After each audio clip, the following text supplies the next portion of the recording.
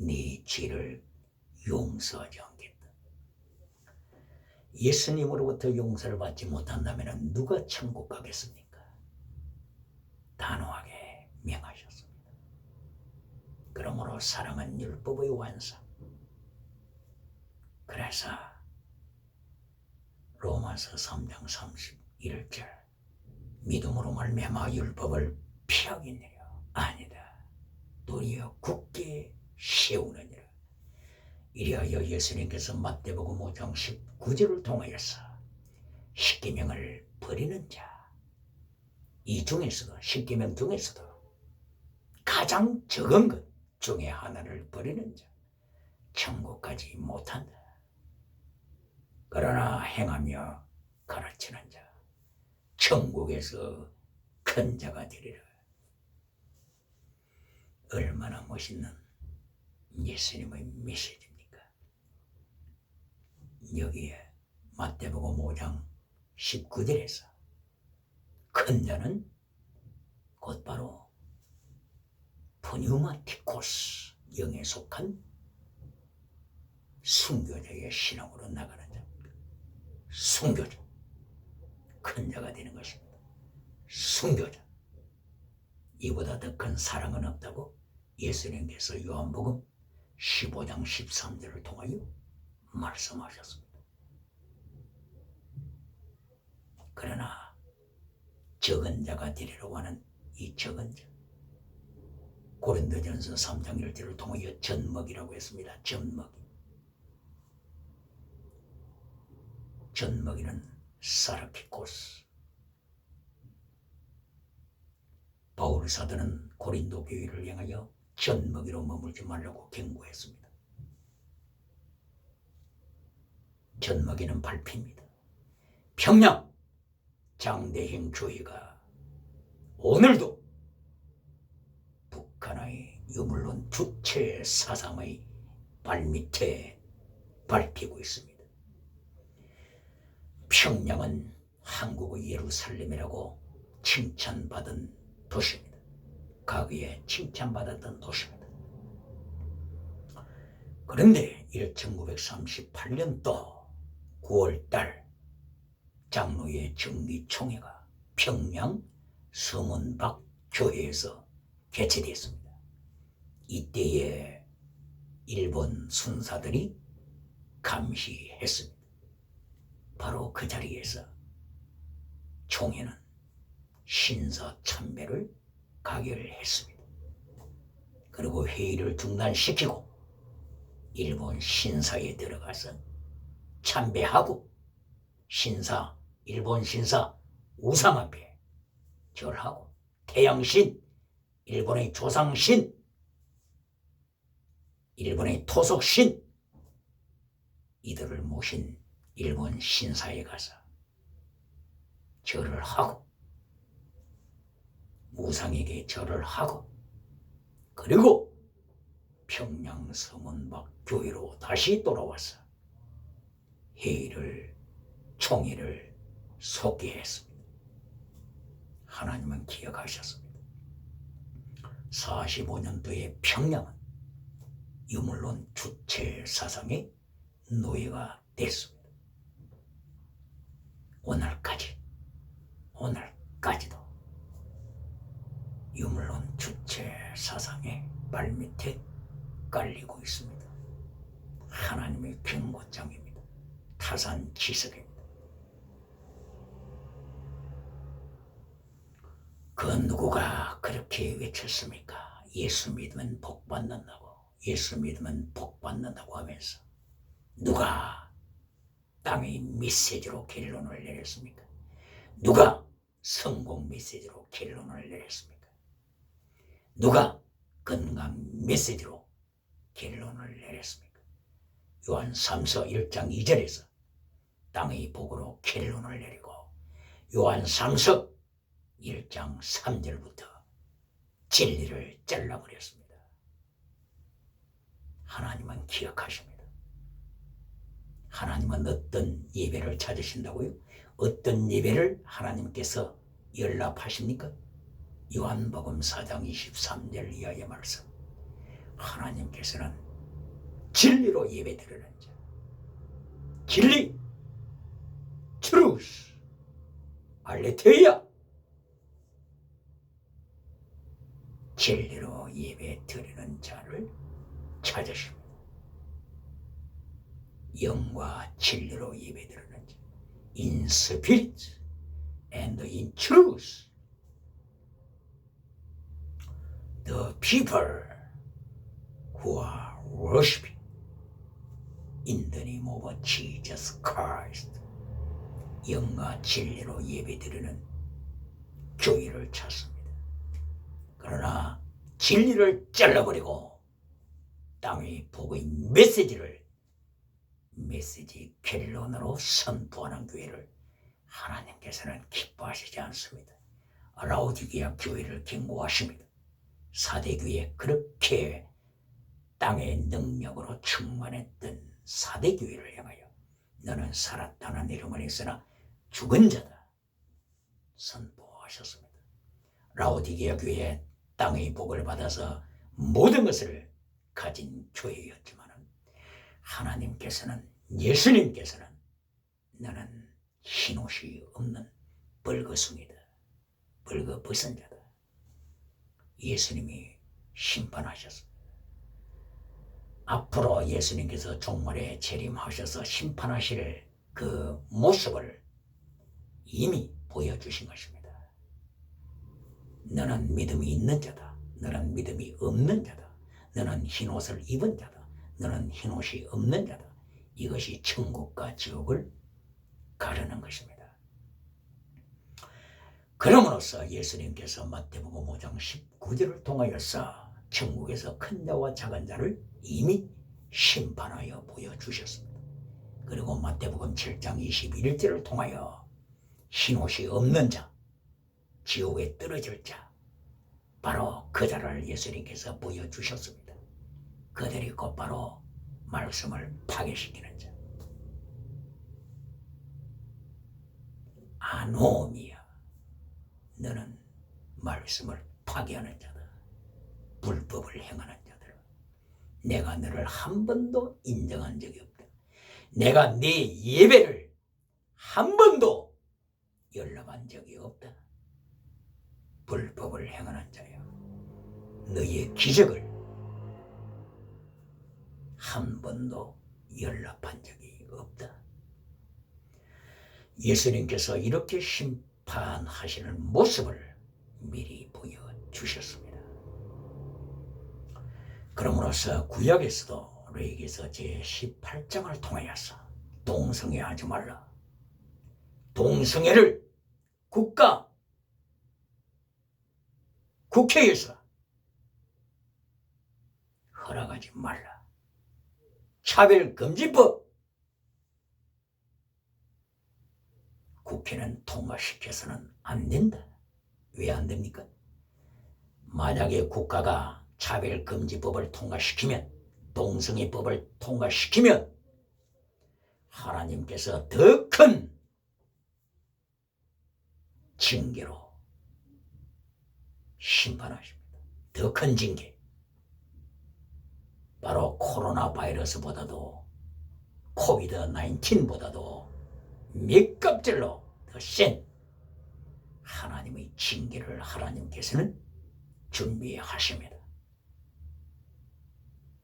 그러므로 모든 교회는 레위기서 18장 22절, 레위기서 20장 13절, 동성애자를 죽여라, 하나님께서 명하신 것을 교회가 기억해야 합니다. 동성애를 국가적으로 인정한 나라가 어디서부터 시작이 됐습니까? 유럽에서부터 시작이 되지 않았습니까? 유럽 중에서도 네덜란드가 첫째로 동성애를 국가적으로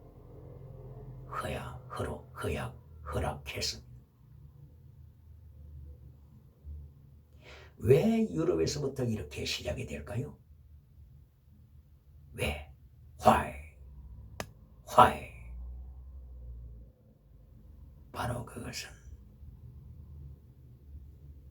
그리스, 유럽을 대표하는 그리스의 철학에서 시작이 된 것입니다. 그리스 철학. 그리스 철학을 세 가지로 요약할 수 있습니다. 카오스에서부터 시작된 다신노, 이것이 첫째입니다. 그리고 두 번째, 유물론. 여기에서 유물론 주체 사상 공산주의가 시작이 됐습니다.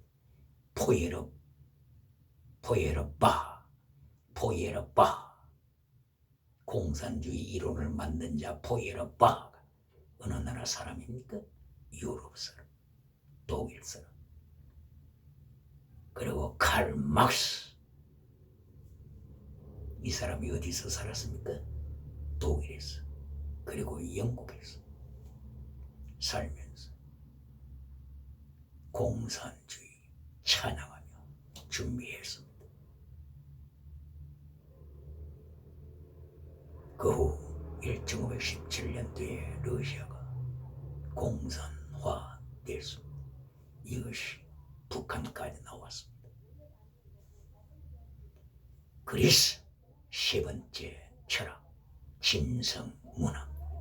세 번째, 짐승문화.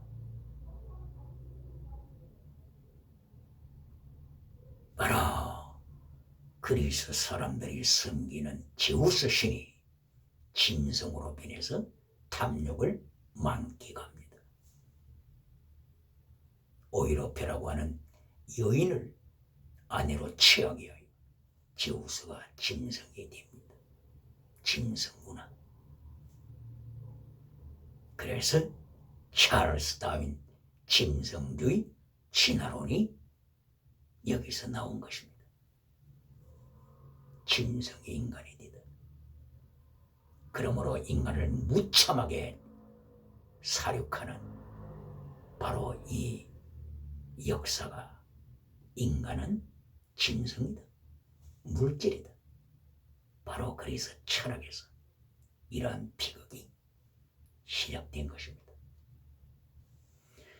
그러면 그리스의 카오스, 혼돈이라고 하는 철학, 이것은 어디에서 찾아볼 수 있을까요? 창세기 1장 2절입니다. 창세기 1장 2절. 땅이 혼돈하며 공허하고 흑암이 깊음이 있더라. 땅이 혼돈하다.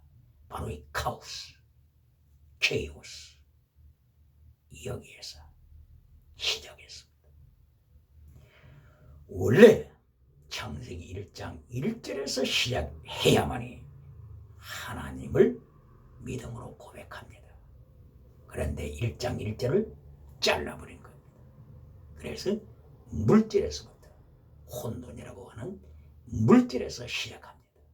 이것이 유물론을 만들어내고 다신론을 만들어내고 다원주의를 만들어내서 모든 자식들의 영혼을 죽입니다.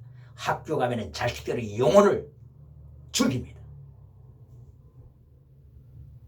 다원주의, 다신론, 유물론, 이 철학을 통해서 모든 자의 영혼을 죽입니다. 하나님이 가만히 계시겠습니까? 이때에 하나님께서는 징계, 하나님의 징계, 팬데믹으로 유럽만 징계하시는 것이 아니라 오디양 7대주를 팬데믹으로 하나님은 징계하십니다. 왜 그렇습니까? 하나님은 지옥이 얼마나 무섭다고 하는 것을 아시고 계십니다. 바로 그리스 나라가 인정하는 타르타루스, 그리스 철학이 인정하는 타르타루스, 그것이 지옥입니다. 헬, 게헨나, 소울, 어비스, 하데스, 바로 지옥, 유황불이 불붙고 있는 지옥에 떨어지지 않도록 하시게 하여 하나님께서 경고장을 주시는 것이 곧바로 하나님의 징계입니다. 하나님의 징계가 뭐라고요? 전쟁, 기근, 온역, 전염병. 이것들이 하나님의 징계였습니다. 하나님께서 다윗이 교만해지고 하나님 앞에 범죄하는 것을 보셨을 때 세 가지 징계 내용을 보여주셨습니다. 다윗에게 하나를 선택하라고 명하셨습니다. 그 세 가지: 전쟁, 기근, 전염병입니다. 그때의 다윗은 전염병을 선택했습니다. 이것이 사무엘하서 24장이죠. 24장 12절 이하의 말씀. 사무엘하서. 이때의 다윗은 전염병을 선택했습니다. 하나님께서 타이밍까지도 정해주셨습니다. 사흘. 전염병은 사흘 동안만 하나님께서 보내시겠다고 하셨습니다. 그래서 이 사흘 안에 3일 내에 몇 명이 죽었습니까? 7만 명이 죽었습니다. 7만 명. 7만 명이라면 사흘 내에 7만 명이 죽었다면 하루에 몇만 명이 죽은 것입니까? 하루에 3~2는 6, 3~3은 9, 2만 3천 명 정도 됩니까? 이렇게 하나님이 징계하심으로 하루에 사흘 내에 7만 명이 죽었습니다. 그뿐입니까? 하나님께서 모세를 명하여서 출애굽시켜서 모세가 자기 백성을 애굽에서 가나안 땅으로 영솔해 냈습니다. 광야에 들어왔습니다. 그 광야에서 하나님 앞에 이들이 범죄했습니다. 범죄. 어떤 범죄입니까? 간음하는 범죄. 간음하는 범죄. 간음하면은 동성애도 다 포함이 됩니다. 그리고 우상 섬기는 범죄. 민수기 25장 1절 이하입니다. 하나님께서 전염병을 저들에게 보내셨습니다. 전염병. 하루에 몇 명이 죽었을까요? 하루에 24,000명. 24,000명.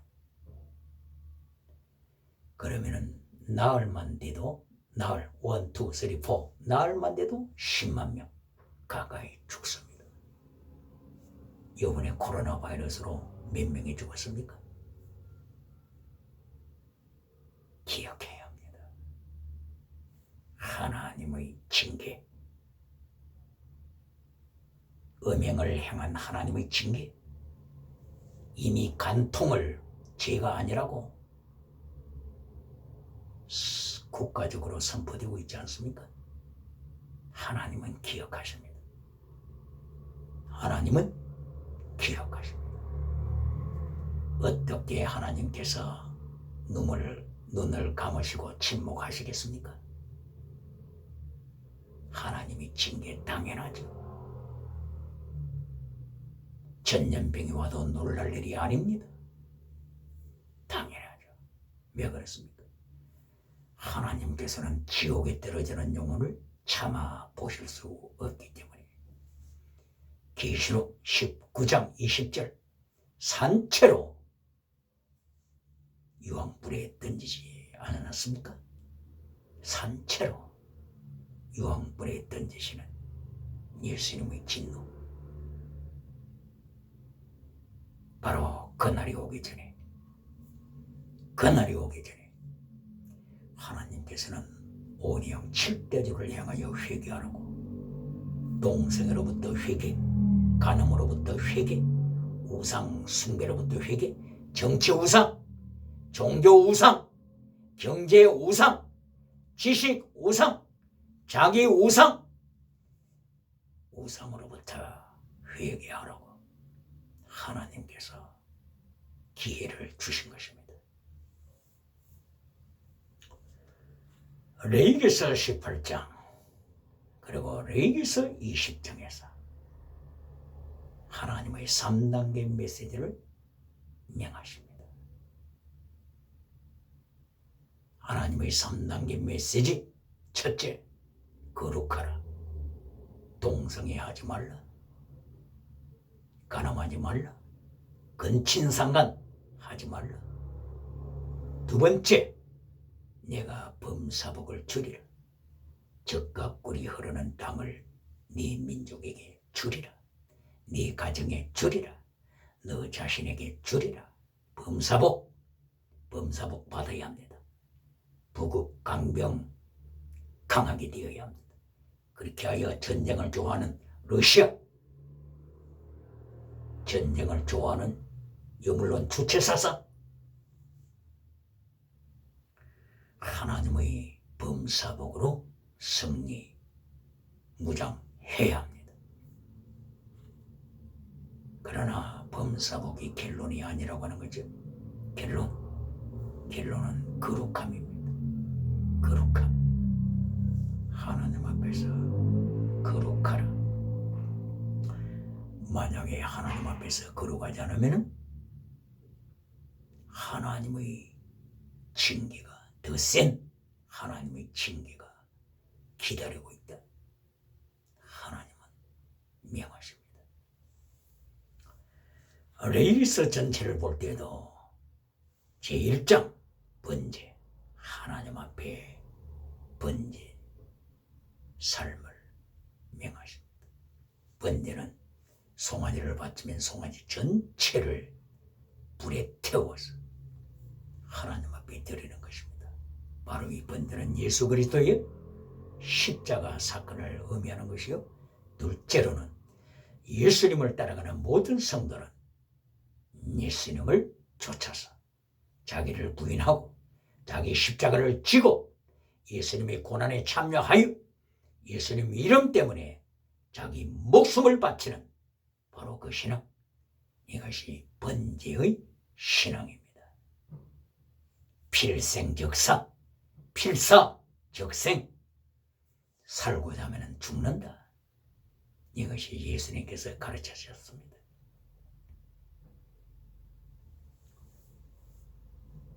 그러므로서 레위기서 1장에서 제1단계 거룩하라. 번제 신앙으로서 제물 드는 신앙, 순교자의 신앙을 가져라. 그리고 제2단계 젖과 꿀이 흐르는 땅을 주리라.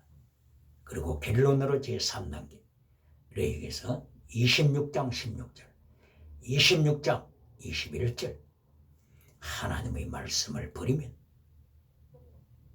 네 죄를 갚되 7배로 갚으리라. 7배로 갚아주리라. 네 죄값을 7배로 갚아주리라. 포로, 바벨론 포로로 경고하신 것입니다.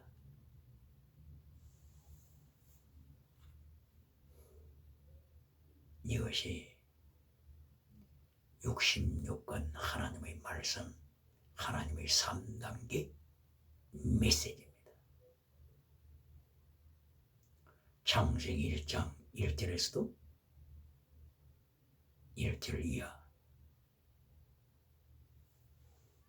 바다 세브레이트, 죄로부터 분리시켜라, 거룩하라 명하셨죠.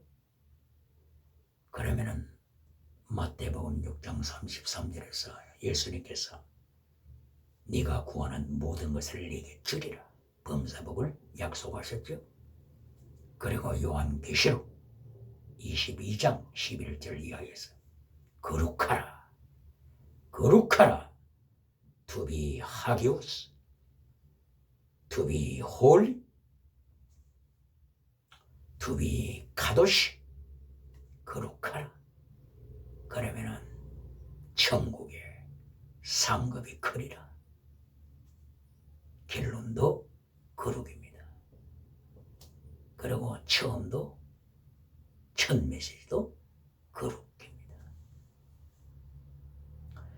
그리고 중간 메시지 데살로니가전서 4장 3절 교회가 기억하고 있습니까? 이것이 적나라하게 발각된 것입니다. 데살로니가전서 4장 3절. 데살로니가전서 5장 16절 이하는 기억합니다.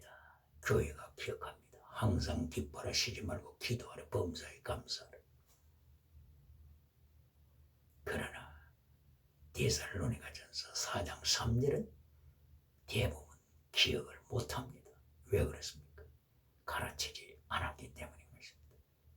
4장 3절 거룩, 홀리니스, 거룩입니다.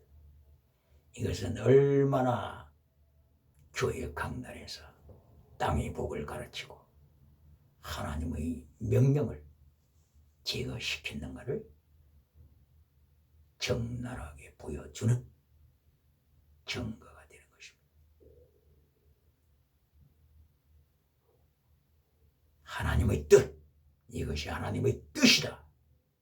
거룩하라. 이것이 데살로니가전서 4장 3절입니다. 천국에서 누가 큰 자가 된다고요? 누가요? 이미 예수님께서 마태복음 5장 19절에서 예언하셨습니다. 천국에서 큰 자, 인톨레, 계명을 지키는 자, 계명을 지키는 자, 천국에서 큰 자가 되리라. 계명 중에서 작은 것 하나라도 버리고 가르치는 자, 그 사람은 천국에서 가장 작은 자가 되리라. 이미 결론이 났습니다.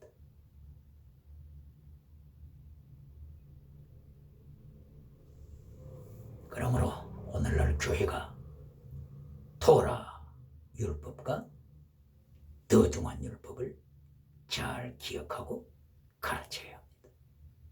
더 중한 율법, 바로 여기에 십계명이 있습니다. 더 중한 율법, 여기에 곧바로 최대 미시바트, 해시.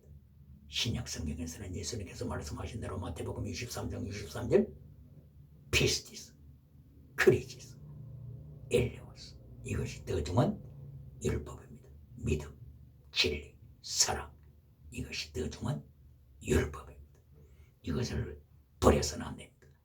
여기에 더 중한 율법이란 말이 있다고 해서 이것을 버리면 안 됩니다. 십계명은 율법 중에서도 더 중한 율법. 마태복음 5장 19절에서 예수님께서 말씀하시되 너는 계명을 지켜라. 그래서 마태복음 5장 19절 이하에서 48절까지 10가지 계명을 설교하신 것입니다. 할렐루야! 이와 같이 오늘도 예수 그리스도께서 명하신 바로 이 천국에서 더 큰 자, 이 비밀을 깨달았어 마침내 천국에서 마지막 웃는 자가 되시기를 예수님 이름으로 소망합니다. 할렐루야!